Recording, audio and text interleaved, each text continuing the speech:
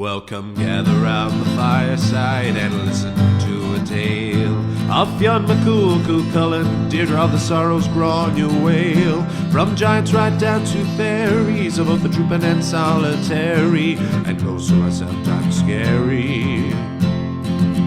Anything goes by the fireside. Yeah. Fireside, the Puka Fireside, the Merrow Fireside. Kings and queens fighting heroes, don't you run from the fun, there's no need to hide. Sit by the fireside.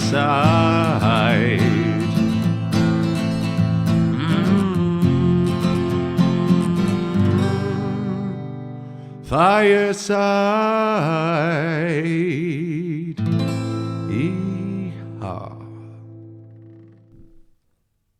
Hello and welcome to Fireside, the Irish storytelling podcast. Every week on Fireside we take a story from mythology or folklore, we retell the story, and we have a chat about the craft, about the story itself, and about the craft, culture and history of storytelling. I will be able to rattle that off very soon. My name is Kevin C. Olahan, and I am your host and your Fireside Bard. It is episode 9 of Fireside. I'm delighted with that number. We're almost at the 10. We're almost at double digits. If it's your first time listening, you're very welcome along to our little storytelling world. If it's your returning listener, you're very welcome back, and thank you for your support. I hope you're enjoying listening to this. Today we're taking a look again at folklore, and we have a very interesting, very strange and unusual story that I was going to save for a while, but I got to the stage where I was thinking, no, I might as well just do it now. It's too good not to. No point in saving it and doing what I wanted to do less. I'll tell you afterwards why I was going to save it, but I'll let the story speak to itself. It is a story called The Soul Cages. It's a title that people may have heard. You may or may not know the story itself, but it's possibly a name or a phrase that you had heard, The Soul Cages. But we're going to talk about all of that properly after I read the story itself. So ladies and gentlemen, here we have The Soul Cages on Fireside.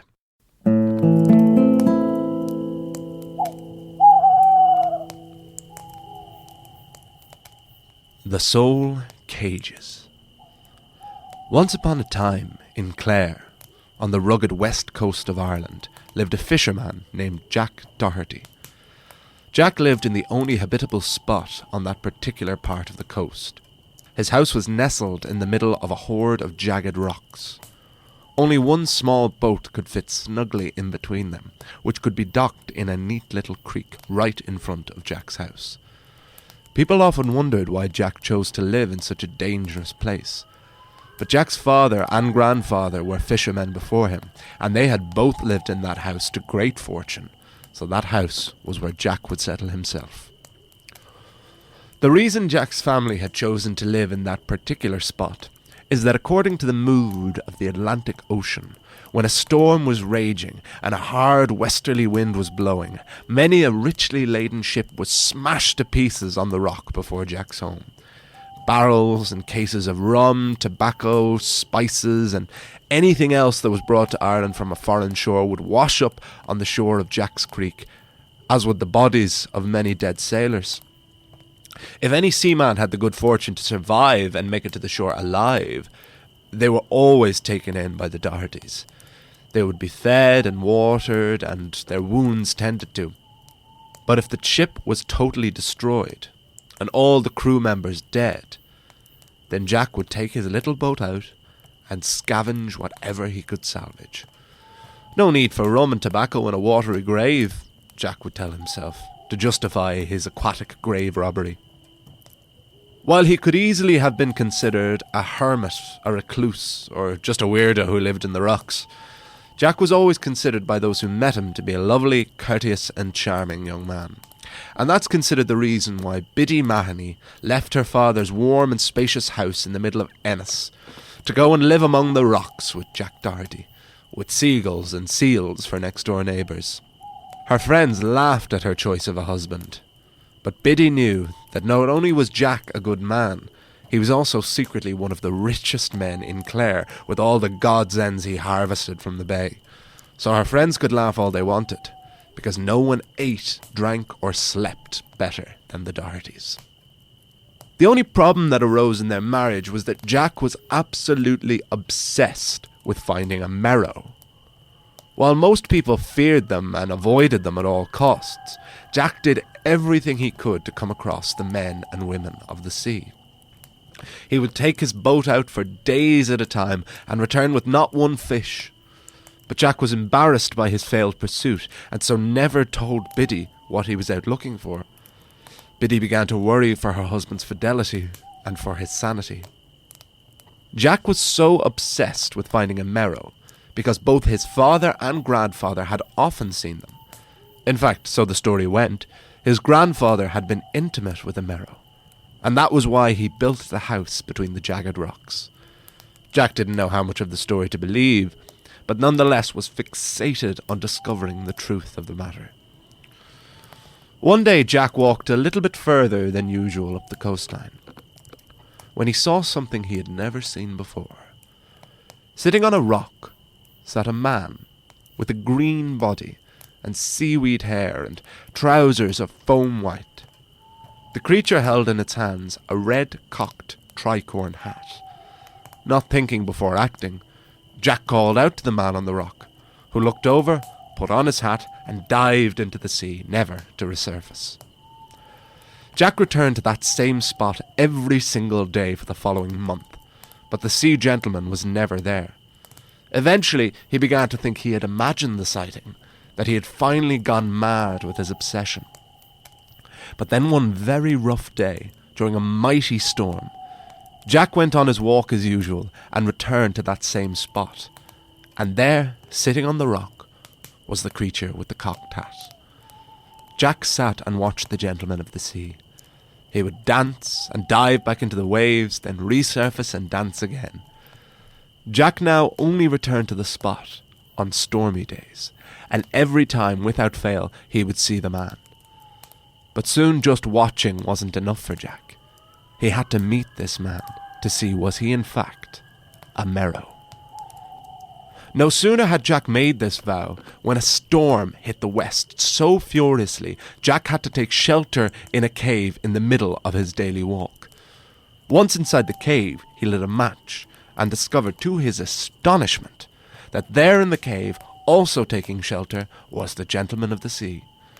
Getting a good look at him now, Jack saw the creature's green teeth, red nose, and pig's eyes. He had a fish tail, but also 2 scaly legs, and 2 short arms with webbed hands. The sighting matching every description he'd heard, Jack knew beyond doubt that this creature was a merrow. The merrow did not seem to notice Jack. He sat on the rock with his head down, holding that same red cocked hat. Wanting to make a good first impression, Jack bowed and said, "Good day to you, O great merrow of the sea." "Ah, how are you, Jack Doherty?"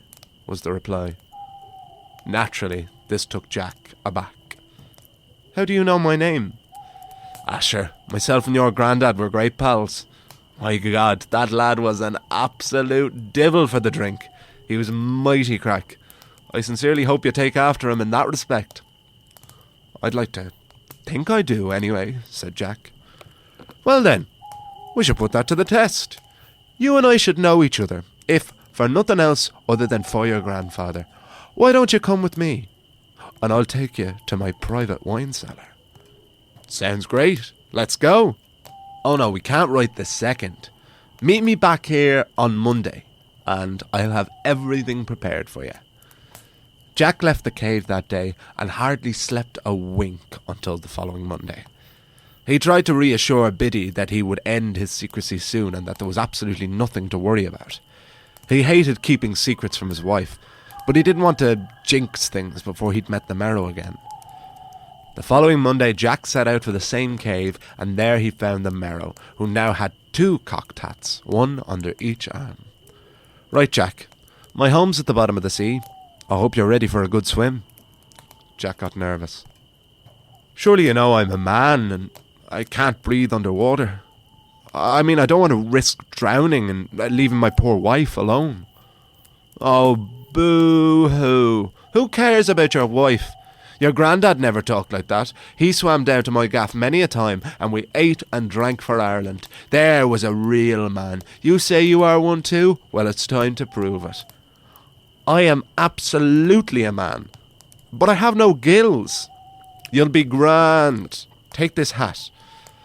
So Jack took one of the two cocked hats, and he and the merrow left the cave and walked into the sea. "Now put on that hat and hold on to my tail. I swim fast, so hold on for your life." The merrow dived down, and Jack grabbed hold of his tail.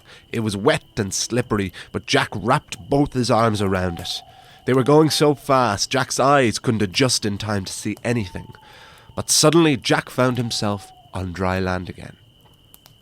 Looking up, he realised that he was, in fact, at the bottom of the sea. He looked overhead and saw that the sea was like a sky, with fish swimming overhead as if they were birds. The most surprising thing to Jack about the merrow's house was how like the home of a human it was in design, with windows and doors, but for materials it was made of old sea rock and the wood of sunken ships, and with shelves for roofing. The merrow led Jack into his home. It was quite bare on the inside, with just logs of wood to sit on and eat off. There was a roaring fire, which again surprised and delighted Jack. What astonished him more, though, was the extravagant sea feast that the merrow had prepared in advance. Mussels, oysters, lobster, haddock, sturgeon, and a lot of fish Jack couldn't even identify. That didn't stop him trying at all. After a hearty feed, the merrow said, "Now, on to the good stuff." And the merrow brought out the finest tobaccos and brandy, which was better than anything Jack had ever salvaged from the finest shipwreck. They drank and smoked and talked and sang, when eventually Jack said, "I've just realised, you've been such a wonderful host, and I haven't even asked you your name." "It's Kumara." "Well, Kumara, it's a pleasure." "The pleasure's all mine, Jack Doherty. You can indeed match your grandfather in food, drink, and crack. You say you're a man who likes to salvage an old shipwreck. Would you like to see some of my collection?" Quite drunk, but still incredibly enthusiastic, Jack followed Kumara into another room, filled with the treasure of many a shipwreck. But it was nothing shiny that took Jack's eye. Instead, Jack was drawn to a series of what looked like lobster pots stacked against the wall. "What are those yolks?" "What, the soul cages?" "You say that like that's the most common thing in the world." I mean, they are to me." "What's a soul cage?" "A cage for souls," said Kumara dryly. "Maybe you've had enough to drink, Jack." No, I'm fine, but I've just never encountered a soul cage before. How do they work?" "Well, every time there's a storm a-brewing, I lash out a few of the soul cages. And then when any sailors drown, their souls seek out a new home. And they usually end up in the cages. When they're all full, I bring them back here to keep them dry and warm." Jack was dumbfounded by this. "Do you know what? I think you're right. I have had too much to drink. I better be heading home. Biddy will only be worried." "How do I get home, actually?" First you'll have a juck on Doris." I couldn't be refusing the parting glass," said Jack. Once they had had their final drink, Kumara put the cocked hat on Jack's head, but backwards this time. He led him outside. "You'll re-emerge in the same spot we dove from. When you do, be a good lad and lash that hat back in the water. It'll find its way back to me." "How will I see you again?" "Well, I'm flattered you would want to, Jack. Just return to that rock and throw a big stone into the sea beside it, and I'll find you." With that, Kumara launched Jack up into the sea, and Jack shot through the current until he emerged from the water and landed on the rock. He then dutifully threw the hat back into the sea. Jack returned home to Biddy's initial delight, which turned quickly to disgust when he once again wouldn't tell her where he'd been. Again, Jack tried to assure her that all was well and that he'd tell her soon. She wasn't reassured, and Jack feared she was becoming estranged. He had wanted to tell her what had happened that night, but he wasn't ready yet. Biddy said she needed some time to think, and left the house to go and stay with her father. Jack was upset, but he was confident that he could patch things up with Biddy later. There was something else dominating his thoughts. It didn't sit at all well with Jack, what he had seen in Kumara's back room. All those souls locked up in the lobster pots. He thought to himself, Kumara's not a bad guy.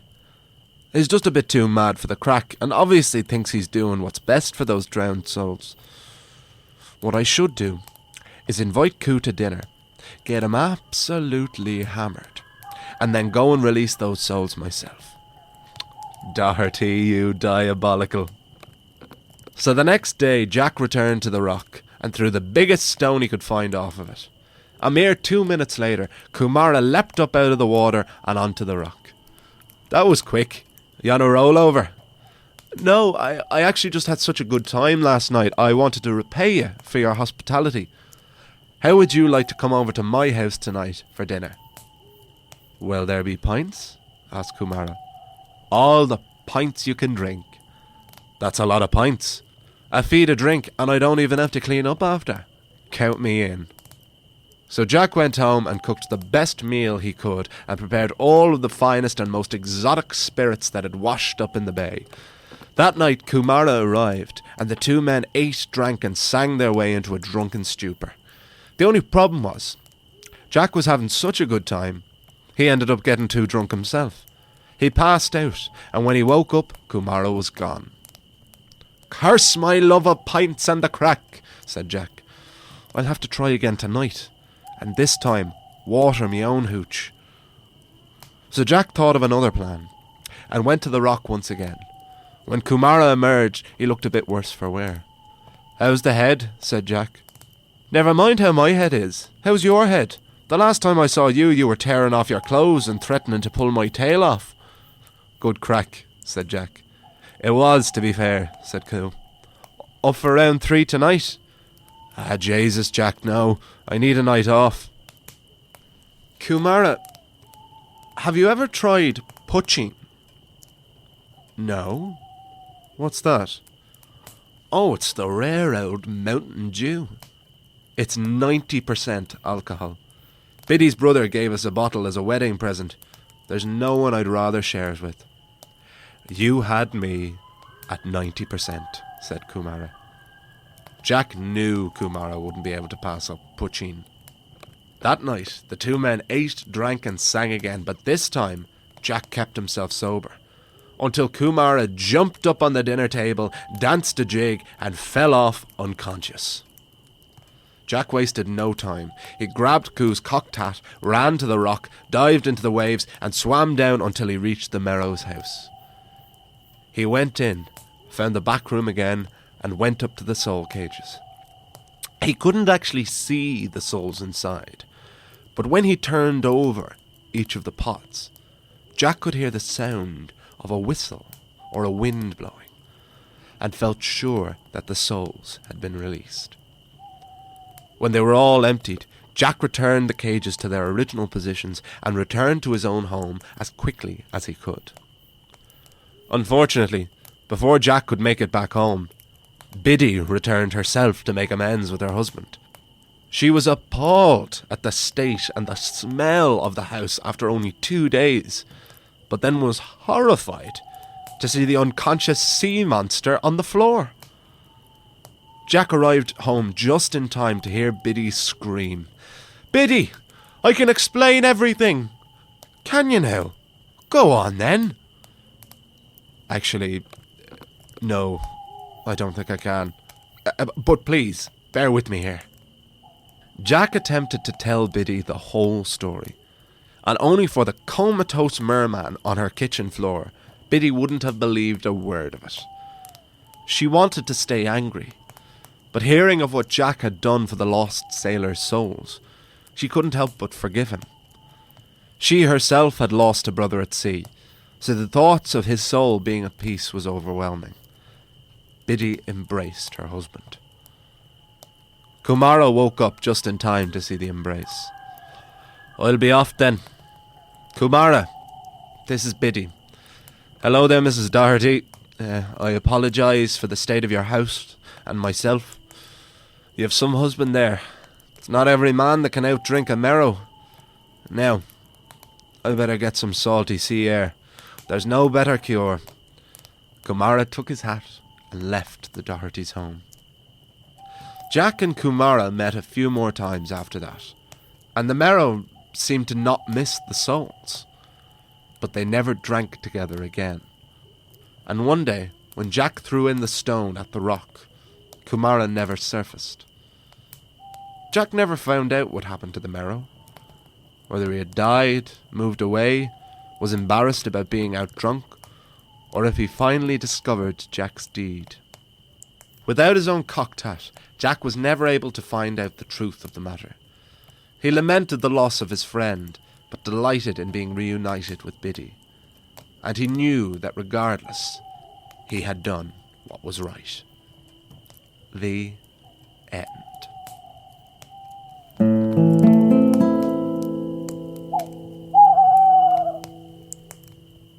That was The Soul Cages on Fireside. I hope you enjoyed it.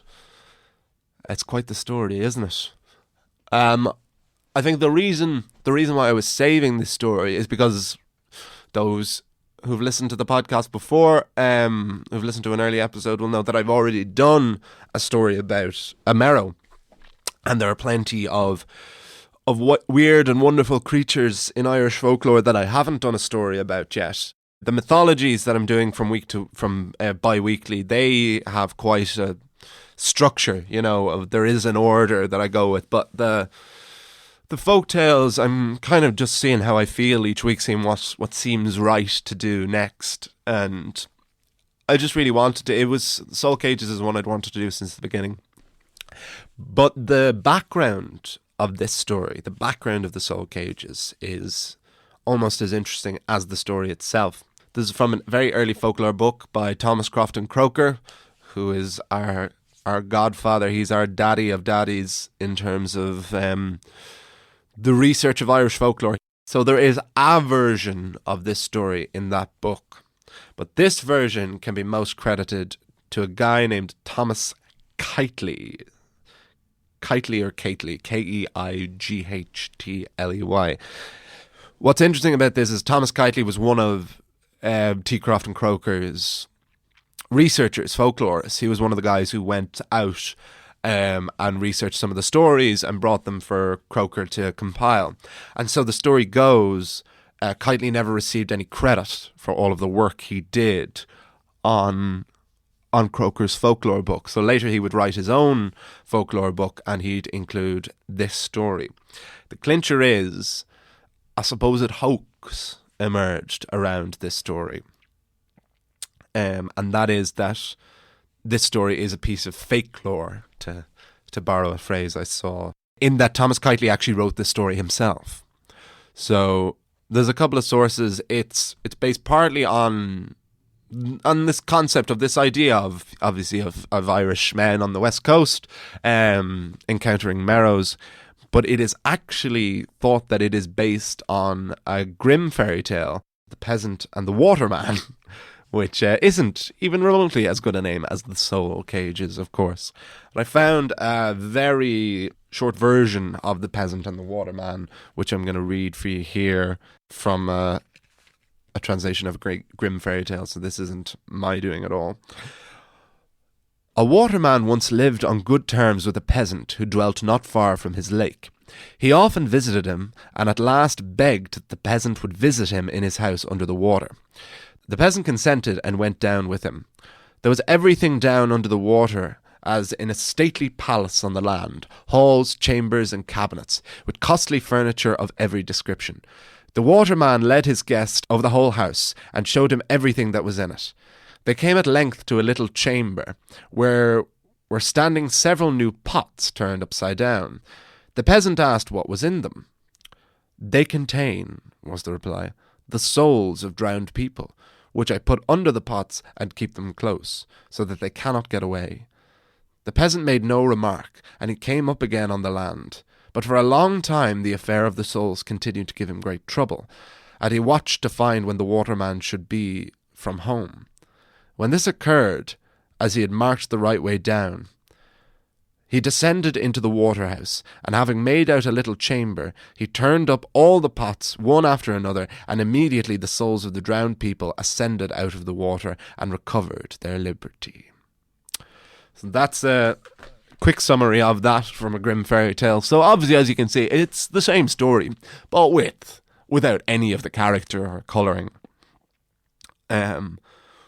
What I think is quite beautiful about the story is the idea of the relationship between Kumara and Jack Doherty.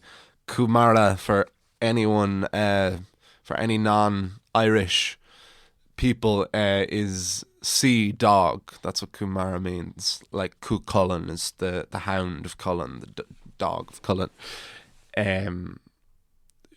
So Kitely is thought to have taken this Grimm fairy tale and, as, I don't know, weird elaborate form of revenge on Croker, repurposed this and wrote his own version, which apparently he was very open with. Here's where things get interesting again, is there are sources like throughout Ireland of this having been in the oral tradition. So that's another curveball thrown again, is that like Croker or Kitely has set the story in Clare, which my favourite detail of the fact is that Ennis is the paradise town in this story. Not that I'm saying Ennis isn't a paradise town. Apologies to anyone from Ennis. But you will agree that Ennis is just an objectively humorous name. So it is the idea of Ennis being the town in this made me very happy. But there's no record of this soul having been in the oral tradition anywhere in Clare, which supports Kitely having written it. But there is accounts throughout, like actually in Wicklow, where I'm from, and in Cork, so two totally different parts of the country, there have been accounts of this story. Some say that it's just that the story, Kitely's version, went its way back into the oral tradition, which is really cool. That period where all of these stories were being written down for the first time, the idea that they actually went back into the oral tradition in the versions that they were and then changed again is really cool. But then there are also sailors and fishermen who say that story was a story they heard in their childhood, which would have been a long time before Kitely wrote them. So there is a certain amount of mystery around the story, which also just adds to the interest of it. Of course, I must think while I say this is, of course, it's a story of the sea, a story of fishermen. And I found out recently, so as I've probably said before on this, it was apparently bad luck in Ireland to tell stories during the day. It's one of the big reasons this podcast is called Fireside. And even though I'm recording all of these podcasts first thing in the mornings on Monday morning, so I'm breaking all of the rules. So hopefully bad luck does not befall me. But apparently, I found out from my friend Andres. I was talking to him about this because Andres is he's a great storyteller and kind of a Shanachie himself. He's wonderful fiddle player and wonderful storyteller, and I've learned a huge amount from him. But I was talking to him about this, about how it was apparently bad luck to tell stories during the day, and he said, but you know what, the only time it wasn't bad luck to tell stories is when you were fishing. So Andrews is a big fisherman himself. So that was one of the most wonderful details I'd ever heard, that just for the lengthy durations that fishermen are out, that is the one exception to the rule of telling stories during the day, was that you can tell stories while out at sea. And this obviously being such a wonderful story to tell at a time like that. So I thought that was a fantastic detail. What has emerged, though, is there seems to be a lovely, really nice, like almost a love, like an actual love affair between Jack and Kumara. Like the idea that they're these really good pals. But there was a couple of things that threw me. Earlier in the story, it says that it was rumoured that his grandfather had been intimate with a merrow, and doesn't say anything as to the gender of that merrow. And so I love the idea that Kumara and Jack's grandfather were actually in love, and that's why he built this house by the sea, so they could be with him. And Kumara's want to be friends with Jack, to reignite this lost love of his grandfather, and that's what sours their relationship at the end. It isn't that he discovered what he did with the soul cages. It was having met Jack's wife and seeing that he was in love with her and that they couldn't be together. I didn't want to put that in the story, in my version, because I would want to leave that up to an audience interpretation, and that hadn't been something I thought but just looking over it and just as I was finishing it, that hasn't been able to get out of my head, and I think that's really nice. That's a really lovely idea. Poor old Biddy now. Tried to make a bit more of the character. Biddy wasn't able to really, unfortunately, because it is just a story about the two guys. She's a lot more long-suffering in the original version, is what I will say. She kind of just takes everything. I wanted to at least give her the decency of threatening to leave Jack and actually leaving him. She needed to be gone. It was like, because there's no reason why. There's no account given why she isn't there the first night that they're drinking together. So he just invites this merman round, and there's no sign of the wife. So that was good from a storytelling point of view of actually being able to get her out of the house so that he could have this merrow session. What evolved for me for Kumara as a character was he just really seems to be one of these lads. I think we all know one who is just, they're hard up for the crack, but just too much so, and it makes them no crack at all. It's not that they're too intense or everything, but it's just like, we're gonna go out and we're gonna have all the crack, like gonna have all the pints, and just it's so forceful, and it's just way too much, and it's just like, oh God, you're so little crack. Relax, it's fine. The Rubber Bandits have epitomised this gloriously in the Trout of No Crack, who's just one of the most magnificent characters that has ever graced an Irish screen. He's up there with I truly believe he's up there with anything created by Graham Lennon or Arthur Matthews is the Trout of No Crack, because we all, well, absolutely know one. If you haven't encountered him before, type it into YouTube right now. It's just a combination of the Limerick accent and get this hook out of my mouth first of all. I'm going to a house party later on, Going to that shop there and buy me condoms. Huge ones. If I was on Big Brother, wouldn't I be guess? That kind of carry on. Just this guy thinks he's top notch and isn't at all. And we all know one of them. And Kumara, as I was writing, seemed to develop into this sort of character. I'm going to start to wrap up now. But next week, we have episode 10. That's great, isn't it? To make it to double digits. That's good going. I hope we'll make it to a lot more than double digits. Well, maybe not a lot more than double digits, but definitely triple digits. I wonder how many podcasts have made it to over 1,000 episodes. None, I'd say. Surely not. God, this is really exposing it. That's over 10 years.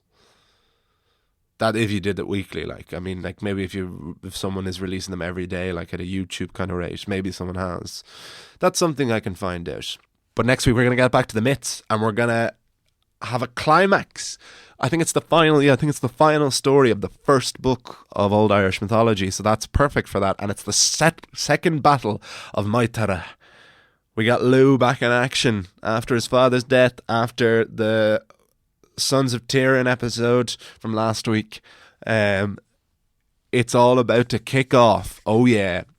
So thank you, as always. I didn't say this at the beginning, but we're coming to, as always, from the beautiful surroundings of the Head Stuff Podcast Network studio. Thank you so much again to Head Stuff and to Jamie, my producer, for having me here. I'm loving doing this. I hope you're enjoying listening to it as well. I'm going to wrap up there, but thank you so much for listening.